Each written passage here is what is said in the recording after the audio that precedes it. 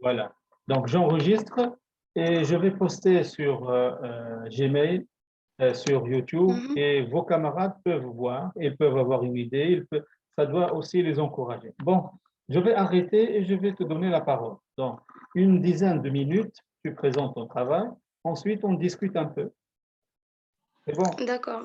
D'accord. Donc, tu veux partager ton travail ou bien tu as le travail sur ton PC, c'est ça? J'ai le travail sur mon PC Ouais. et Tu peux le j'espère que partager. Tu peux le partager. Tu peux faire le partage d'écran, hein. Donc, je vais... Ah, c'est bon, c'est bon. J'ai mon D'accord. téléphone et j'ai le PC. C'est D'accord. bon. Allez-y. D'accord. La parole est à toi maintenant. Allez. D'accord. D'abord, j'espère que vous allez bien dans cet état Merci. sanitaire qui est extrêmement chaotique. Donc, j'espère que vous allez bien. D'accord. Merci bien. Euh, je me présente, je suis Hawa Hidri, étudiante en éducation et enseignement, groupe 1. Mon exposé aujourd'hui va se reporter sur la littératie et ses composantes. Euh, donc, la littératie. Juste une petite parenthèse, hein. J'ai corrigé l'examen pour les groupes 10 et j'ai commencé avec votre groupe. Donc, pour le groupe 1, les notes, c'est beaucoup mieux, hein. Donc, j'ai donné des 15, des 16. Il me reste, je crois, une dizaine de copies, hein. C'est-à-dire, ça, c'est juste une petite parenthèse. Allez-y, continuez, hein. D'accord. Oui. La littératie est aperçue comme étant que lecture orale et écriture. De nos jours, la littératie est devenue un pan de communication, sorte de communication et d'interprétation. C'est comme le clé de notre vie. C'est communiquer, c'est interpréter, expliquer les choses, faire face avec des situations linguistiques et peu importe, peu importe. Donc, la littératie se définit comme étant la capacité de comprendre, d'interpréter et d'évaluer et d'utiliser à bon escient l'information retrouvée dans diverses situations et divers messages. À l'écrit ou à l'oral, peut communiquer et interagir efficacement en société, c'est-à-dire que la littératie nous aide à donner un sens à notre vie, communiquer, pas seulement de l'écrit et l'oral. D'accord. Donc, je viens de partager moi-même ton travail, comme tu le vois, hein. Voilà. D'accord. Il est là, oui. En fait, tu peux lire aussi et expliquer, tu peux partir des diapos, hein. C'est-à-dire tout est devant toi, tu es libre à faire ce que tu veux. Allez, oui. D'accord. Oui. Donc, un modèle de littératie équilibré, c'est quoi? Un modèle de littératie équilibré comporte, c'est-à-dire qui comporte 3 composantes, c'est-à-dire que soit communiquer, lire et écrire. En fait, ces 3 composantes sont interdépendantes, c'est-à-dire qu'ils sont liés entre elles, qu'elles ne peuvent pas être séparées ou éloignées. Donc, et interdépendants tout au long de l'apprentissage, et ce, dans toutes les matières. C'est-à-dire aussi les matières, non seulement les matières linguistiques ou langagières qui étudient la langue, mais les autres matières et les autres disciplines aussi ont un rôle de renforcer la littératie, voire même la science, la technologie, toutes les disciplines. C'est interdisciplinaire. Oui. J'ai mis un schéma pour renforcer et donc, pour expliquer. Oui, diapo 4. Diapo numéro. C'est ça. Oui, d'accord, allez. Diapo numéro 4. Oui. C'est un schéma que je l'ai mis qui explique, qui approfondit la compréhension de la littératie. Enseignement axé sur la construction des savoirs, c'est-à-dire que l'enseignement c'est l'acquisition des connaissances, des savoirs. C'est fait par la stratégie, l'enseignement stratégique, par une stratégie, évaluation continue du progrès des élèves, différenciation pédagogique, développement de la pensée critique et créative. Donc, c'est une compétence visée, développement de la pensée critique et créative. On voit cette littératie dans d'autres matières, d'autres disciplines, comme je l'ai dit tout à l'heure, français, technologique, art, musique, éducation physique. Donc, les trois composantes qui se représentent par la communication oralement, communication orale, l'écriture et lire. C'est de comprendre, c'est d'interpréter, évaluer et communiquer. Aussi va inciter chez l'élève la pensée critique et créative. Donc, l'enseignant doit être expert et l'enseignant expert doit être conscient de l'importance de développer chez l'enfant la pensée critique et créative. À travers des contextes d'apprentissage qui incitent, qui impressionnent l'élève. D'accord. Passons à l'autre. Donc, les trois composantes se représentent premièrement l'oral. Commencer, la communication orale est une composante fondamentale d'un modèle de littératie équilibrée. L'oral se fait par le développement de la conscience phonologique et syntaxique et l'acquisition du vocabulaire et des structures de la langue. Aussi un schéma explicatif qui explique ces notions. La conscience phonologique comporte la conscience de la phrase et des mots, conscience syllabique, conscience des rimes et conscience phonémique. L'habileté de base à développer, c'est reconnaître, identifier, distinguer et manipuler les unités sonores du langage. La lecture, l'efficacité de l'enseignement explicite des stratégies en lecture repose en grande partie sur des composantes essentielles. C'est-à-dire que l'efficacité de l'enseignement se fait par des stratégies qui doivent être explicites, que l'enseignant doit les transmettre les connaissances, mais d'une façon explicite. Je vais passer pour expliquer et je vais rendre. Donc, on passe à le mot. C'est ça? Oui, Modèle. c'est ça.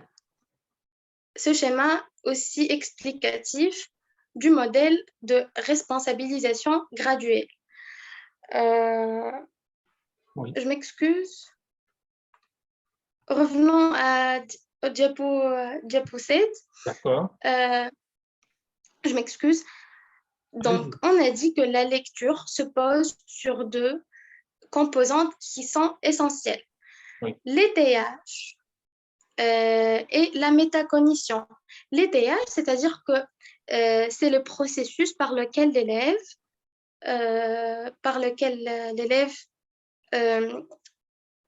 développe son autonomie avec l'accompagnement de son enseignant.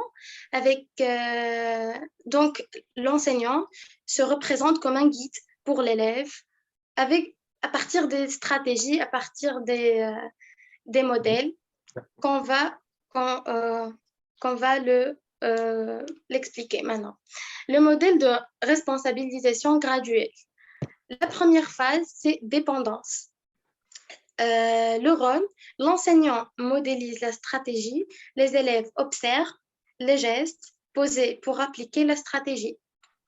L'étayage, l'enseignant et les élèves pratiquent la stratégie ensemble.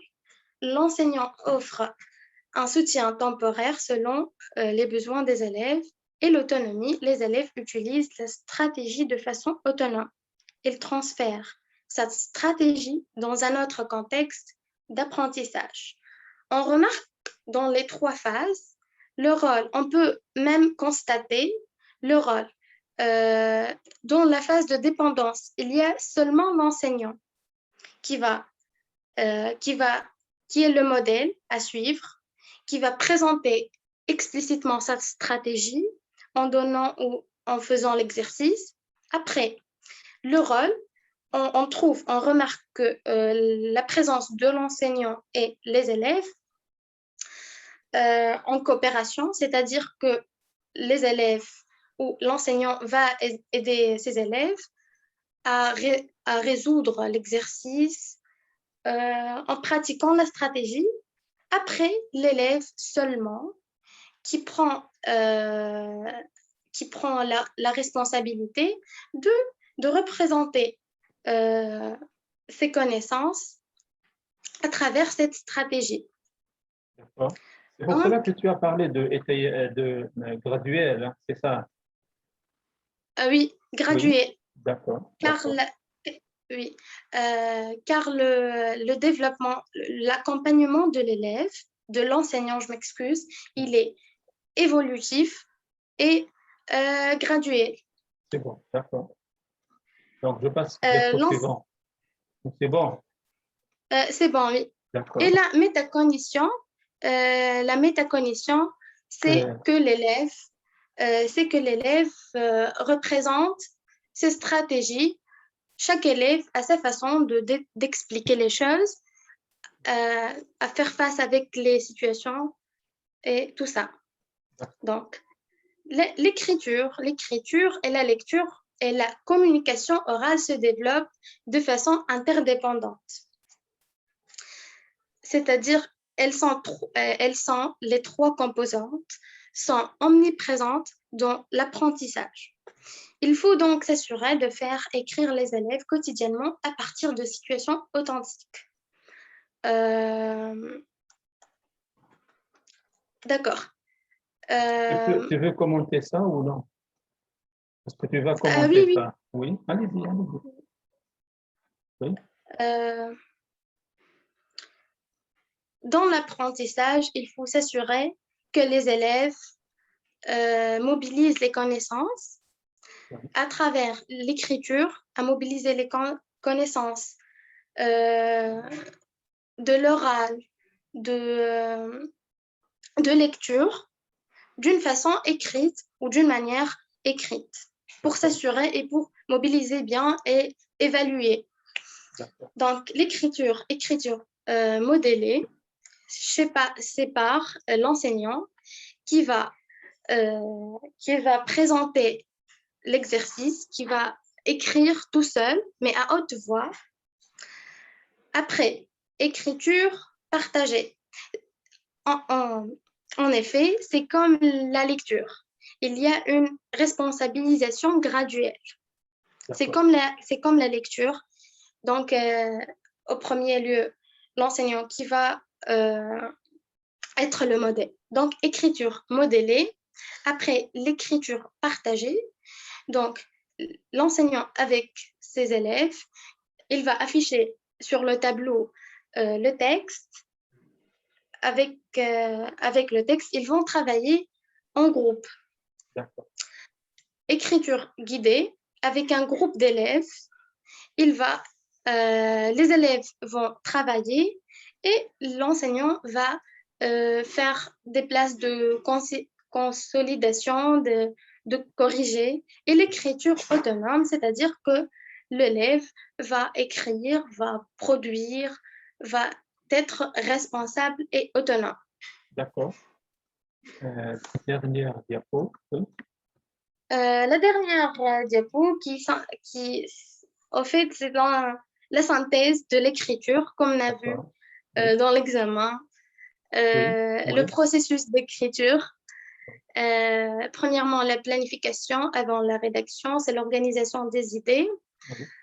Aussi, après la rédaction, c'est la phase de génération des phrases, contenu, révision, idées et structure syntaxique et syntaxique et stylistique.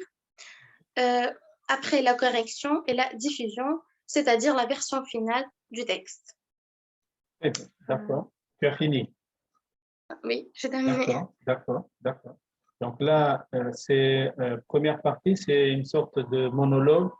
En principe, je ne dois pas du tout parler et je vous laisse parler. Je dois seulement vous écouter. Donc, je suis intervenu parfois, mais grosso modo, c'est toi qui étais en train de faire le discours. Bon, j'aimerais revenir un peu sur quelques diapos, si tu veux. Donc, Oui. le mot littératie, est-ce que tu as cherché dans un dictionnaire d'où vient ce mot? Est-ce que tu as consulté quelques ressources, quelques dictionnaires, où on revient un peu sur l'origine, l'étymologie de ce mot, quand est-ce qu'on a commencé à parler de littératie, euh, de quoi il est formé, etc. ou non? Parce que sur Internet, il y a beaucoup de références. Hein, Vous savez que la littératie d'origine anglaise, anglaise, d'accord, oui. Pourquoi tu ne l'as pas dit, ça? C'est-à-dire le mot vient de l'anglais, d'accord, oui.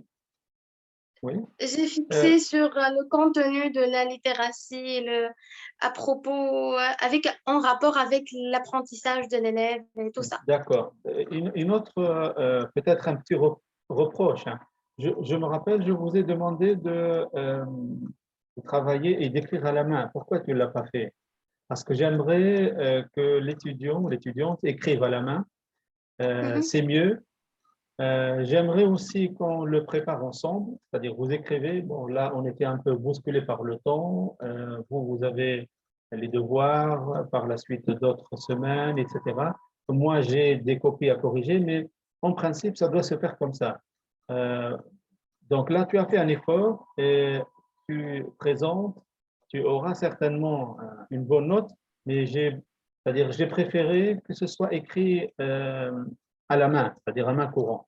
Bon, si je reprends un peu cette définition, la littératie se définit comme étant la capacité de comprendre, interpréter, évaluer. Et il y a un mot, je crois, qui est là, hein, parce qu'il y a un mot après le « et ». Là. Si tu as les diapos devant toi, tu peux lire. Après, évaluer, hein, il y a quoi? Évaluer Et et d'utiliser. d'utiliser, d'accord. À bon escient, l'information retrouvée dans diverses situations et divers messages, à l'écrit ou à l'oral, pour communiquer, interagir efficacement en société. Là, tu l'as bien dit tout à l'heure, c'est-à-dire ça dépasse un peu le cadre de l'apprentissage de la langue. D'accord. Tu as parlé même d'autres disciplines et je me rappelle, on a ajouté cet adjectif de interdisciplinaire, mais ça doit partir de la lecture. Je ne sais pas, est-ce que tu as insisté beaucoup sur ça ou non, mais la littératie, tout simplement, c'est entre lire et écrire. Entre lire et lire, ce que tu vas ou ce que le lecteur va découvrir en lisant et ce qu'il va faire de ce qu'il a découvert, tout simplement. Et là, tu l'as bien fait en parlant de société, en fait. C'est-à-dire que ça dépasse même le cadre de l'institution scolaire. En fait, c'est pas moi qui dois faire ce discours, c'est toi. C'est-à-dire, moi, je vais peut-être un peu revenir un peu sur l'essentiel, ajouter peut-être quelques détails, mais j'aimerais que vous essayiez vous-même de développer cette idée. Oui. Euh, bon, on a repris cette idée de départ. Hein. En principe, tu dois partir de ça, entre lire et écrire.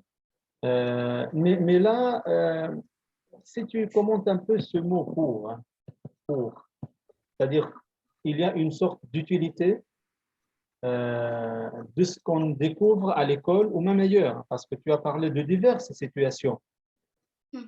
Ça peut même se trouver dans la vie. Ce n'est pas seulement à l'école. Est-ce que tu peux développer cette idée?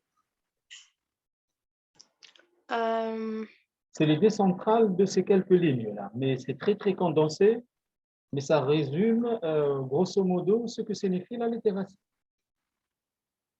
Donc, tu peux relire, tu peux chercher un exemple, mais j'aimerais savoir concrètement qu'est-ce que ça signifie pour toi. D'accord. Oui.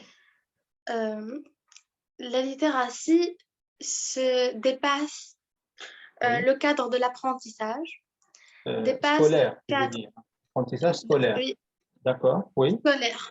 Oui, le cadre scolaire, oui, elle se concrétise dans la vie quotidienne, c'est-à-dire qu'on oui, va se retrouver oui, nous-mêmes dans des situations oui, où il faut communiquer, oui, où il faut bien informatiser, où il faut transmettre ou bien lire des annonces, des livres dans d'accord, notre vie quotidienne. oui.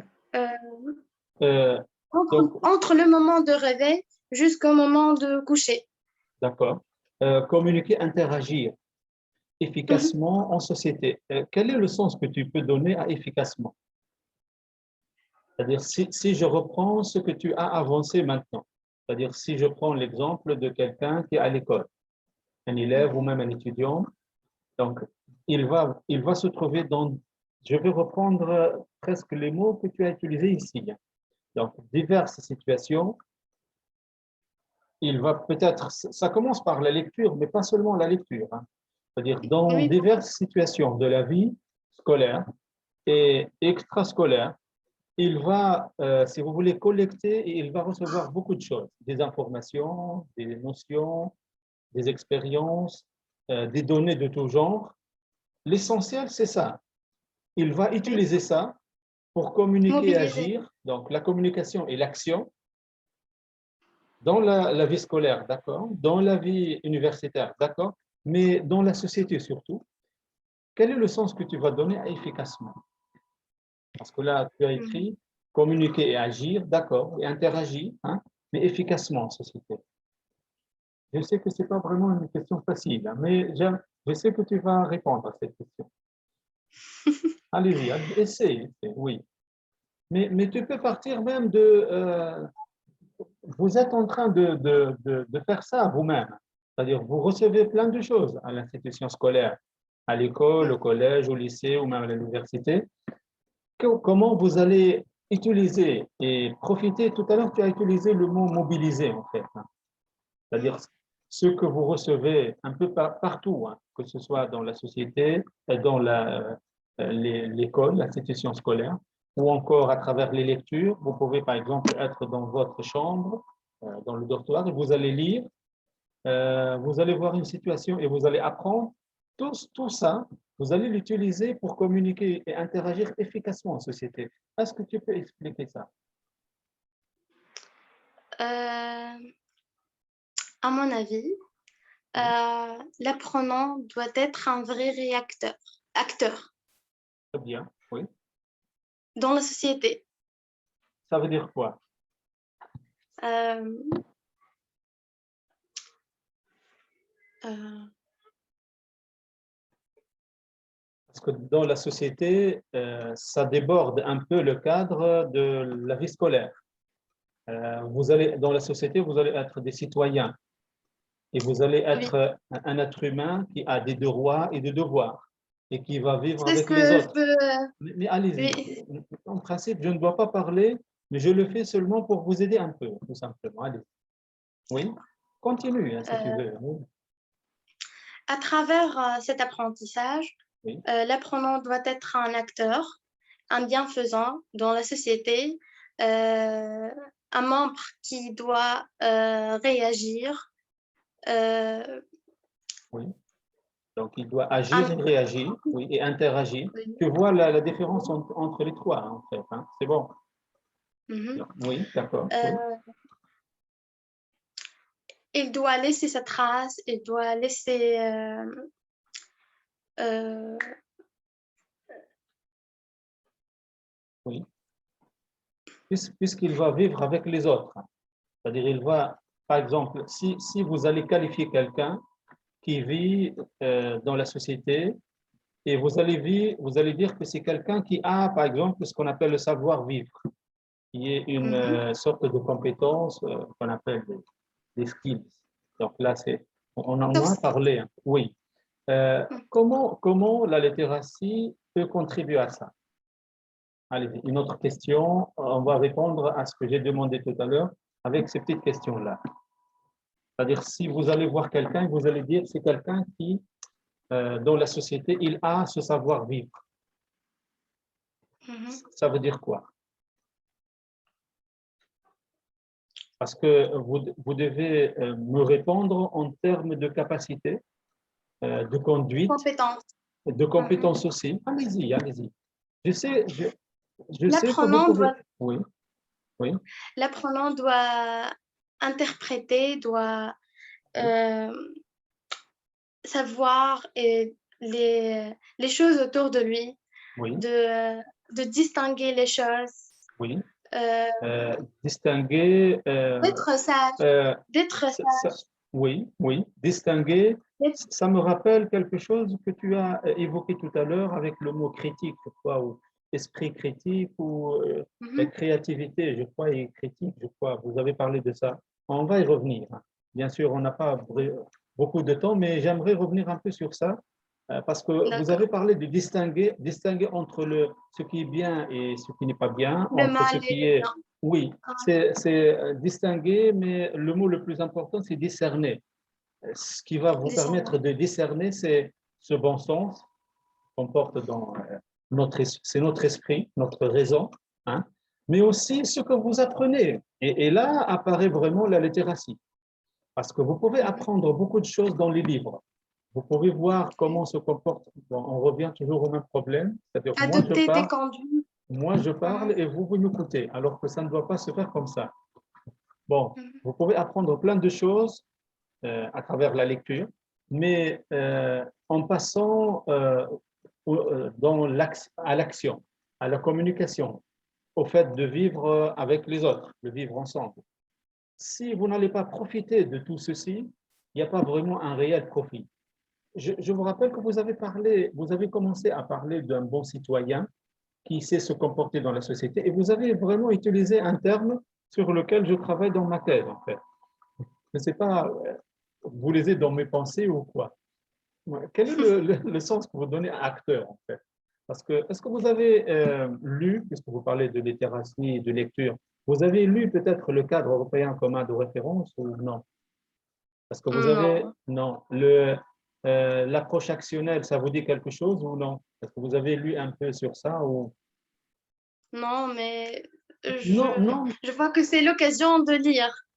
non, non, mais vous parlez de beaucoup de notions, de concepts qui sont évoqués et qui font le fondement de cette approche, de cette perspective qu'on appelle actionnelle, ou encore l'approche communicative.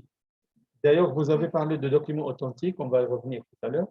Là, vous avez parlé de communiquer et interagir, c'est le propre de l'approche communicative. Et vous avez parlé acteur, hein, acteur social, c'est-à-dire quelqu'un, Acteur. oui, qui va se comporter de façon efficace. Et c'est pour cela que j'ai beaucoup, c'est-à-dire j'ai posé et j'ai reposé la question sur cette idée de efficace, hein, efficacement en société. Vous avez parlé de sagesse, d'accord, c'est bien. Mais ce qui importe ici, c'est ce qu'on va lire, ce qu'on va découvrir, qu'il s'agisse de lecture ou de situation de la vie, va servir à quelque chose. Et là, le mot servir, on le trouve dans le mot pour.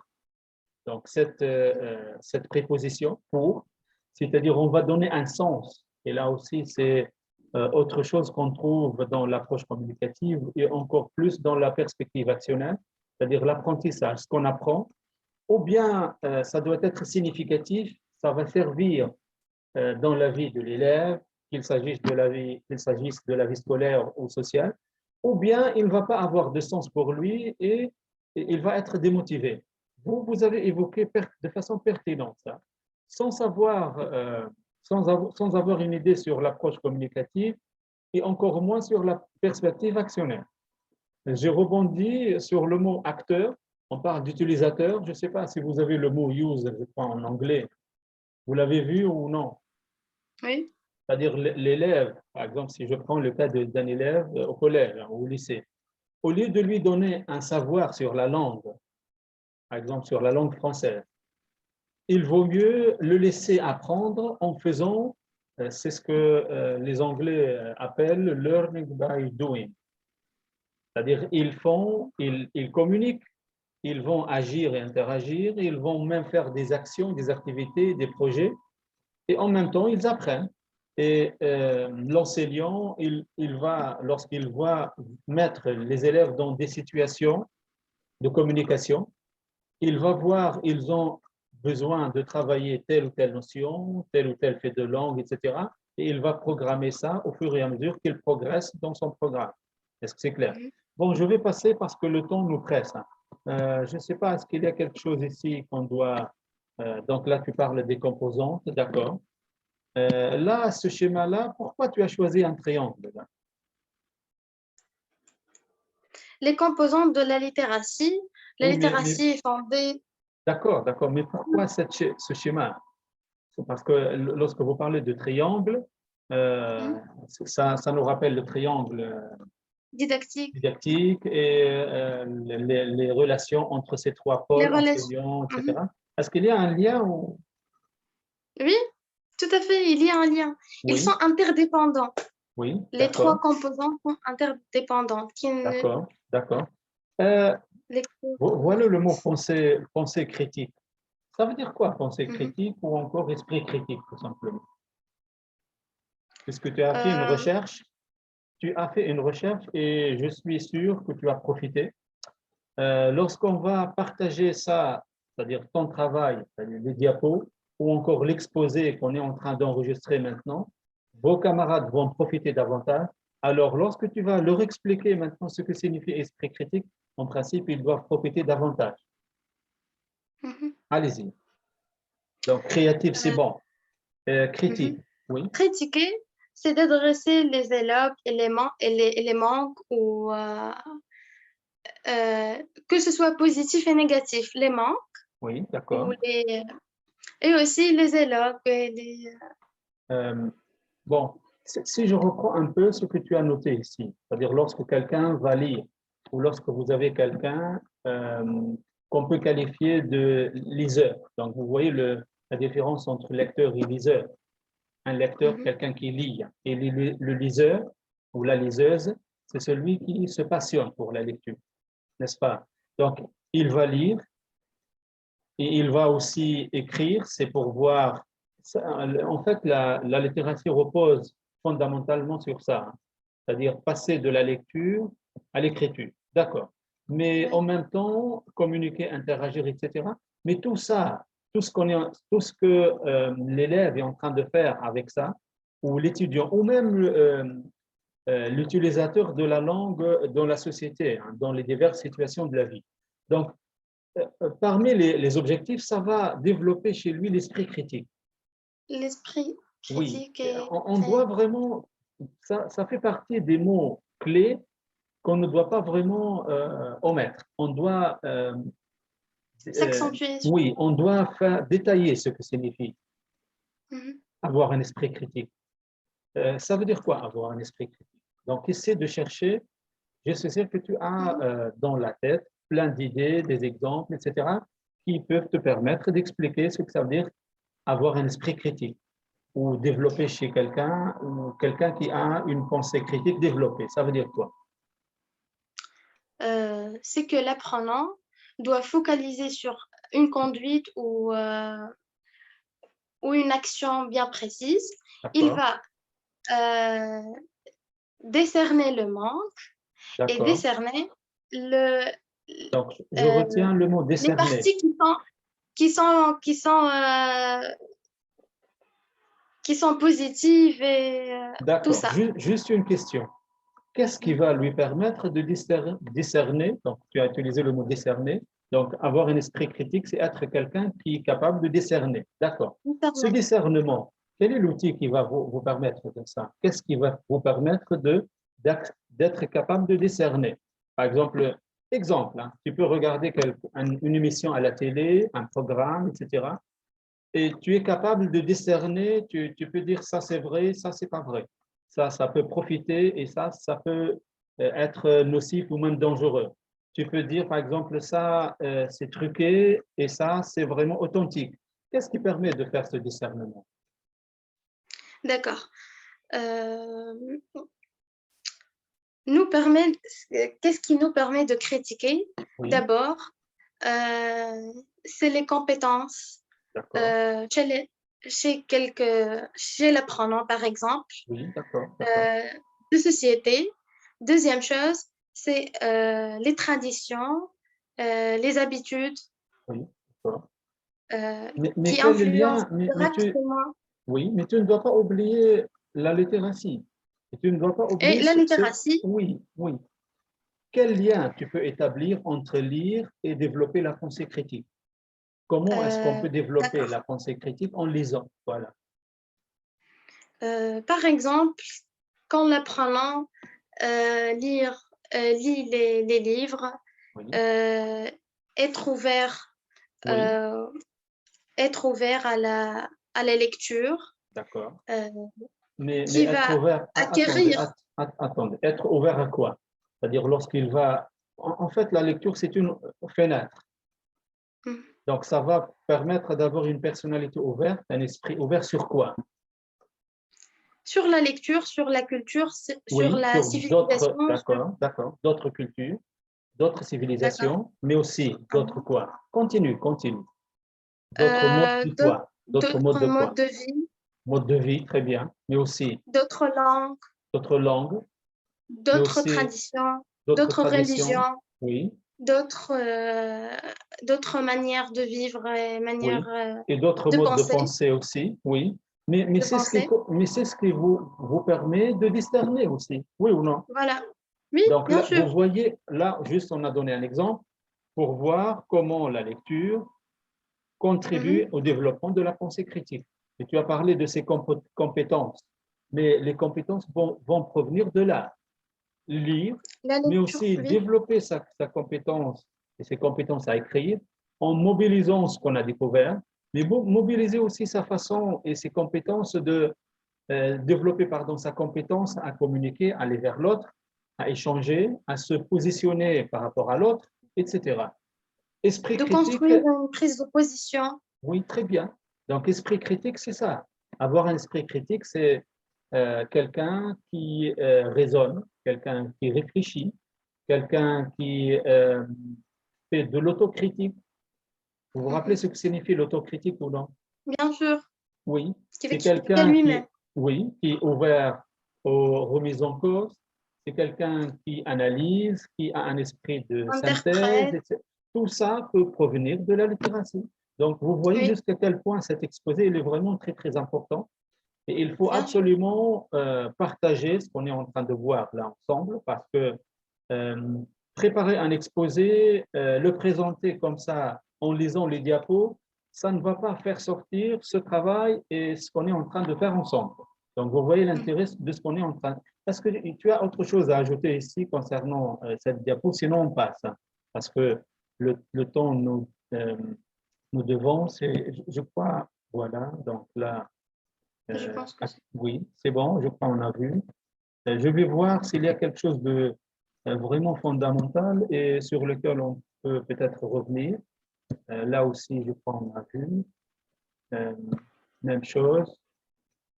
Euh, cette autonomie, est-ce que tu as autre chose à ajouter concernant l'autonomie? Parce que c'est une notion aussi fondamentale.